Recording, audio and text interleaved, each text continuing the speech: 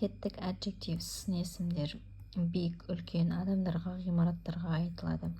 Small кішкентай, көбінесе көлем жағынан, мөлшері жағынан заттарға small house деп айтылады. Little дегеніміз көбінде эмоционалды жағынан, мысалы кішкене көңілім қалды деген секілді, немесе адамдарға little boy, little brother, little baby деген секілді екеуінің мағынасы бір, бірақ көбінде little'ды, small'ды адамдарға айтылмайды.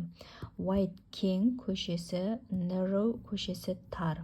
Ені жағынан, deep терең, high биік, low биіктігі төмен, heavy ауыр, light жеңіл, shallow саяз, тереңдігі аз деген мағына, clean таза, dirty лас, hot ыстық, cold салқын, суық, long ұзын, loud дыбысы қатты, quiet дыбыссыз, thin арық немесе жіңішке, thick толық немесе жуан, short қысқа, sharp өткір, tight киімге байланысты нығыз, close кең, near жақында, far алыста.